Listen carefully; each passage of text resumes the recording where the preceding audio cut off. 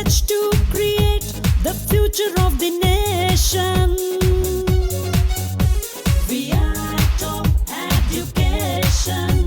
We are top education. નમસ્તે મિત્રો, હું છું હાર્દિક કેવરિયા. જ્ઞાનલય એપ્લિકેશન અને ટોપ એજ્યુકેશનમાં આપનું હાર્દિક સ્વાગત છે. મિત્રો, ધોરણ 10 ભણવાની શરૂઆત કરતા પહેલા તમારે વિષયવાર પ્રકરણ પ્રમાણે તેનું વેઇટેજ સમજવું જરૂરી છે. વાર્ષિક પરીક્ષામાં પ્રશ્નપત્ર કઈ રીતે પૂછાતું હોય છે એના વિશે પણ ખ્યાલ લેવો જરૂરી છે.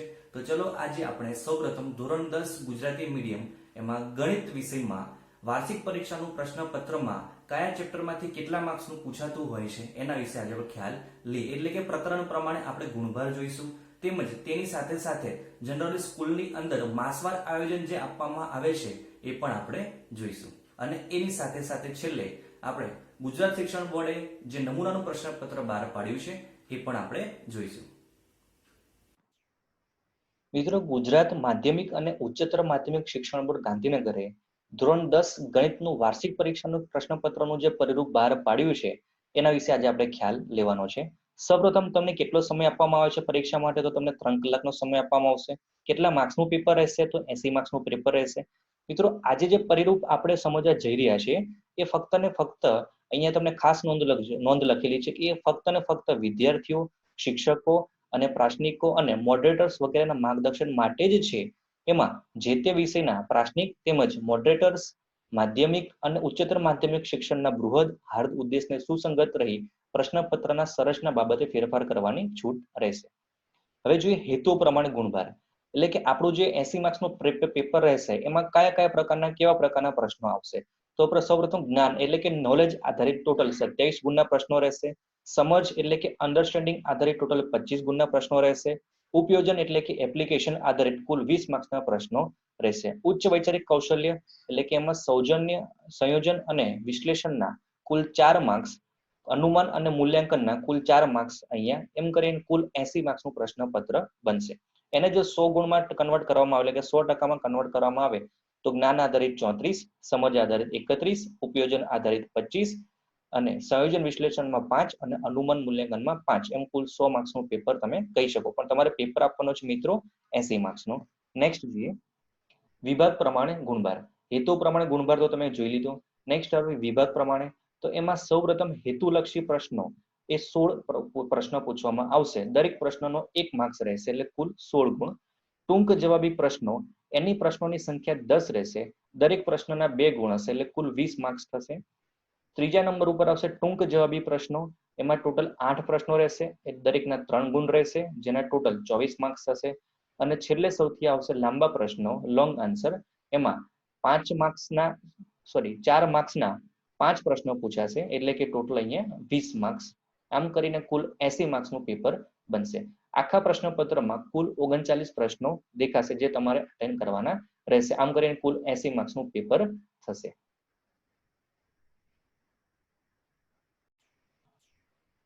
મિત્રો, હવે જો આપણે પ્રકરણ પ્રમાણે ગુણભાર. ધોરણ 10 ગણિતમાં ટોટલ 15 ચેપ્ટર છે. 1 થી 15 ચેપ્ટરના નામ અહીંયા તમારી સામે દેખાય છે સ્ક્રીન ઉપર અને એનો બાજુમાં ગુણભાર પણ દર્શાવેલો છે. સૌપ્રથમ જોઈએ તો પહેલું ચેપ્ટર છે વાસ્તવિક સંખ્યાઓ, જેના 4 માર્ક્સ છે ટોટલ. બહુપદી એના 6 માર્ક્સ છે ટોટલ. દ્વિચલ સુરેખ સમીકરણ કહીએ તો એમાં ટોટલ 8 માર્ક્સનું પૂછાશે. દ્વિઘાત સમીકરણ ચોથું ચેપ્ટર જેમાંથી કુલ 6 માર્ક્સનું પૂછાશે. સમાંતર શ્રેણી એમાંથી કુલ 4 માર્ક્સનું પૂછાશે. ત્રિકોણ એમાંથી ટોટલ 6 માર્ક્સનું પૂછાશે. નેક્સ્ટ 7મું ચેપ્ટર યામભૂમિતિ, એમાં 4 માર્ક્સનું. ત્રિકોણમિતિના પરિચયમાંથી 6 માર્ક્સનું. ત્રિકોણમિતિના ઉપયોગમાંથી 4 માર્ક્સનું. વર્તુળમાંથી 6 માર્ક્સનું. રચનામાંથી 4 માર્ક્સનું. વર્તુળ સંબંધિત ક્ષેત્રફળમાંથી 4 માર્ક્સ. પૃષ્ઠફળ અને ઘનફળમાંથી 8 માર્ક્સ. આંકડાશાસ્ત્રમાંથી 6 માર્ક્સ અને સંભાવનામાંથી 4 માર્ક્સ. આમ કુલ 80 માર્ક્સનું પેપર અહીંયા બનતું હોય છે. મિત્રો, આજે આપણી પાસે વેઇટેજ છે એ વેઇટેજ તમે તમારી ટેક્સ્ટબુકની અંદર તમે લખી શકો છો, જેથી તમને આખા વર્ષ દરમિયાન ખ્યાલ રહે કે મારે કયા ચેપ્ટર ઉપર કેટલું વેઇટેજ આપવું પડે, કેટલું મારે ધ્યાન આપવું પડે વધારે. નેક્સ્ટ જોઈએ માસવાર અભ્યાસક્રમ આયોજન. એટલે કે જનરલી સ્કૂલ પ્રમાણે જે મહિના પ્રમાણે માસવાર આયોજન આપવામાં આવે છે એ આ પ્રમાણે છે કે જૂન મહિનામાં 2 ચેપ્ટર કમ્પ્લીટ કરવામાં આવે. એક વાસ્તવિક સંખ્યાઓ અને બીજું છે સંભાવના, જેમાં અંદાજિત તાસની સંખ્યા અનુક્રમે 11 અને 6 છે. જુલાઈ મહિનાની વાત કરીએ તો એમાં જનરલી બે ચેપ્ટર કરવામાં આવતા હોય છે, બહુપદી અને સમાંતર શ્રેણી, જેમાં અંદાજિત તાસની સંખ્યા 14 અને 12 હોય છે. ઓગસ્ટ મહિનામાં 7મું ચેપ્ટર અને 3જું ચેપ્ટર, સપ્ટેમ્બર મહિનામાં 11મું અને 14મું ચેપ્ટર, ઓક્ટોબર મહિનામાં 6ઠું ચેપ્ટર, નવેમ્બર મહિનામાં 4થું અને 10મું ચેપ્ટર, ડિસેમ્બર મહિનામાં 8મું અને 9મું ચેપ્ટર, જાન્યુઆરીમાં 12મું અને 13મું ચેપ્ટર કમ્પ્લીટ કરવામાં આવે છે. અને ફેબ્રુઆરી મહિનામાં પુનરાવર્તન અને માર્ચ મહિનામાં પણ પુનરાવર્તન કરવામાં આવે છે. તેમજ માર્ચ મહિનામાં જનરલી બોર્ડની પરીક્ષા રહેતી હોય છે.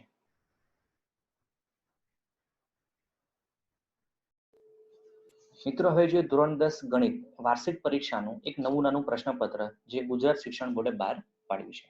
સૌપ્રથમ જે સૂચના, મિત્રો અહીંયા ટોટલ તમને 3 કલાકનો સમય આપવામાં આવે છે અને કુલ 80 માર્ક્સનું પેપર તમારે અટેન્ડ કરવાનું રહેશે.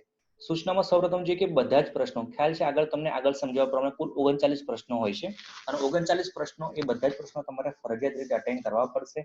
હા, એમાં અમુક પ્રશ્નોમાં તમને આંતરિક વિકલ્પો તમને આપેલા હશે, એટલે કે તમને 2 પ્રશ્ન આપેલા હોય એક પ્રશ્નની અંદર અથવા કરીને, એમાંથી તમને જે અનુકૂળ આવતો હોય, જે વધારે ફાવતો હોય, જે વધારે આવડતો હોય એ તમે પ્રશ્ન પસંદ કરીને તમે લખી શકો છો. આ પ્રશ્નપત્રમાં કુલ 39 પ્રશ્નો આગળ સમજાવ્યા પ્રમાણે, જેને કુલ 4 વિભાગમાં ABCD એટલે આમ 4 વિભાગમાં વહેંચવામાં આવેલા હોય છે. અને પ્રશ્નની જમણી બાજુનો અંક એ તેના માર્ક્સ દર્શાવે છે, ગુણ દર્શાવે છે. જરૂર જણાય ત્યાં તમારે પ્રશ્નમાં આકૃતિ દોરવી પડશે જવાબમાં.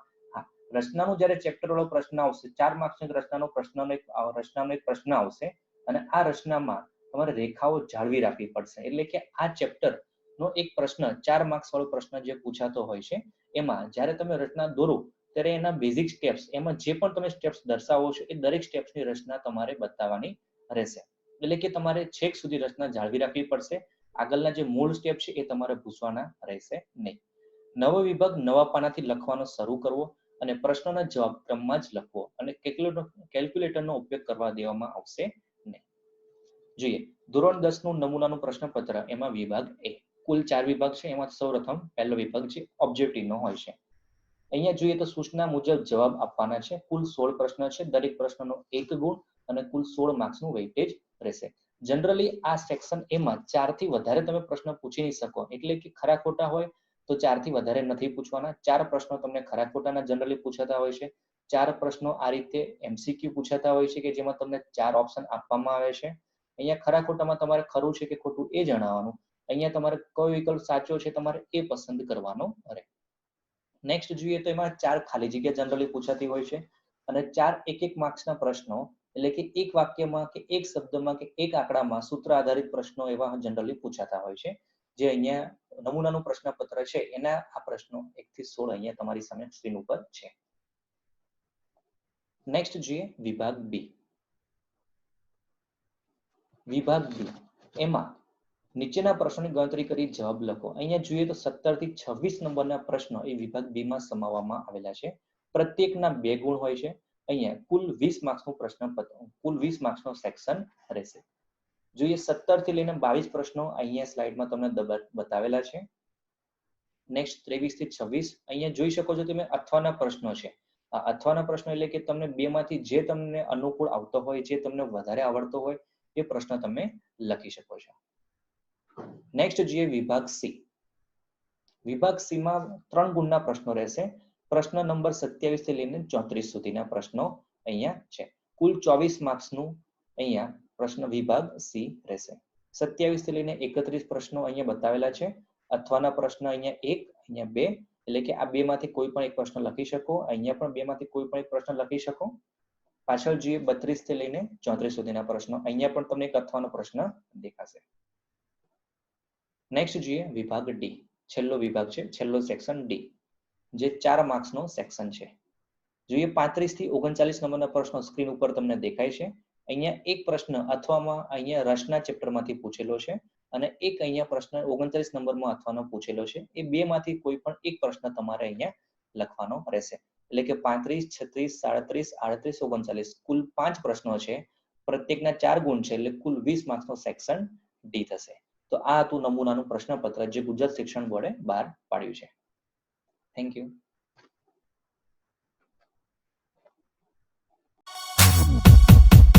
We have promised to give best education by giving a fundamental settled foundation. We have pledged to create the future of the nation.